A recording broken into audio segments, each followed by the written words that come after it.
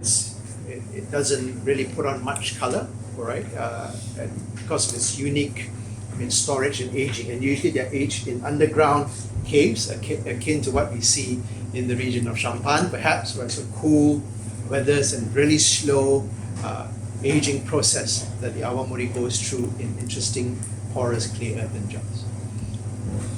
And if not because of the war, we would have easily 300-year-old awamoris in existence today. But of course, with the unfortunate battle of Okinawa, so a lot of these prized awamoris were being destroyed as part of the spoils of the war. But today, a lot of initiatives, right, done by the local Okinawa people to really make a library or a museum of aged awamori is also gaining traction. So today, we'll be able to find awamoris close to 100 years old. And that will be a story that we'll be sharing in the following awamori brand that we'll be tasting shortly.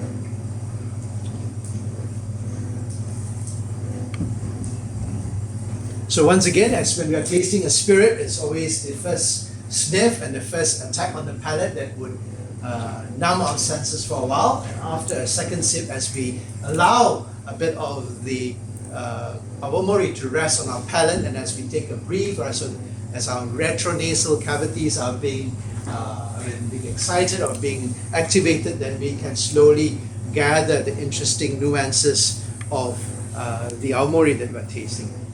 So any insights or any comments on the aromas of the Zampa 12?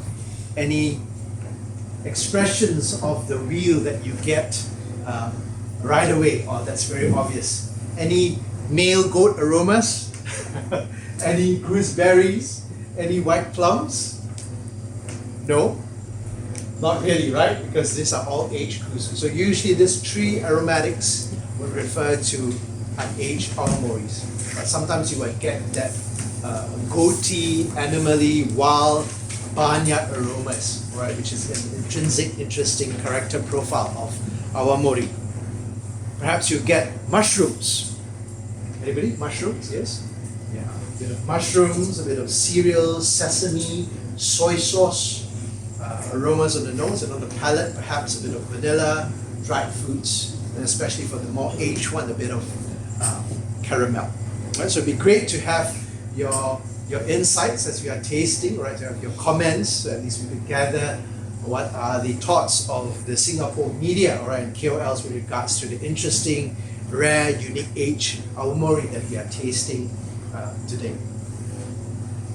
How about for the 24 years? Any thoughts between the distinction, the comparison between the 12 and 24 in terms of aromatics and taste? I mean, from the color, we can see there's not much of a visible difference, but how about on the aromas of these two, Zampa 12 and Zampa 24 years Hushu?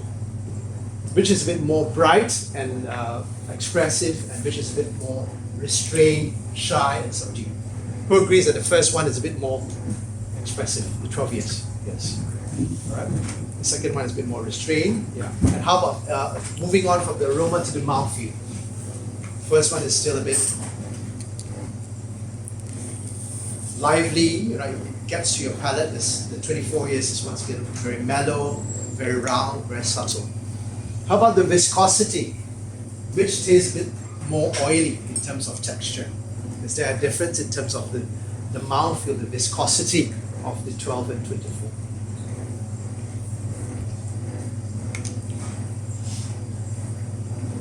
Who says the 12 is a bit more viscous, a bit more oily, a bit more sticky?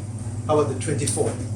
Yes, 24, right? Yeah. So as it ages, it becomes this silky, smooth, rich nectar, all right, that puts on a lot of richness and viscosity. Of course, 12 still have a bit of bite and attack on the palate, and the 24 is round, balanced, supple, but there's still a lot of layering in terms of flavor, aromatics going on. So a show of hands who enjoyed the Zampa 12. Who enjoyed the Zampa 24? Okay, all right, so still very much on age, isn't it, and the numbers. Okay, So let's move on to tasting the next two featured aged Aomori. So this is the Umino Kuni. So this is once again a different story and background to the Zampa. So as mentioned earlier, Zampa was rising from the ashes. A teacher left his job at the school and university to brew proper Aomori after the war for the enjoyment of the locals. And Umino Kuni is an initiative put together by the Okinawa Distillers Cooperative or Association since 76 or 77, if I'm not mistaken. So at the time, Aomori is still pretty much being consumed and enjoyed within the islands of Okinawa. Outside of Okinawa, even within Japan or outside of Japan, Aomori was unheard of. So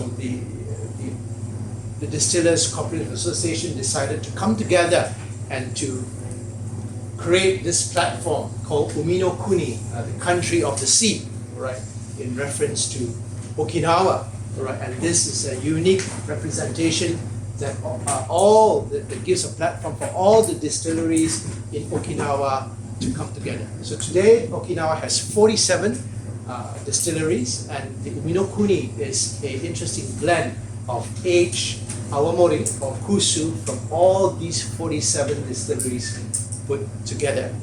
So this would be an interesting entry point, platform, all right, a snapshot of what great Aomori Kusu has to offer, all right, to the rest of the world. So today, for your tasting pleasure, we have the Umino Kuni 10 years and also the 24 years for your tasting pleasure.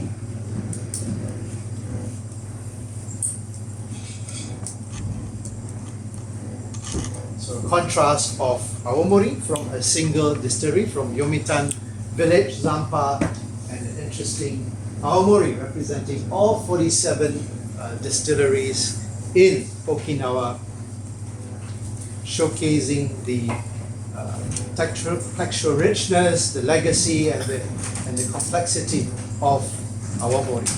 So let's taste the Umino Kuni 10 years and 24 years side by side. Take a bit of time to gather the notes, know what you feel in terms of aroma, profile, and be great to also have your thoughts on these two respective aged Kusu.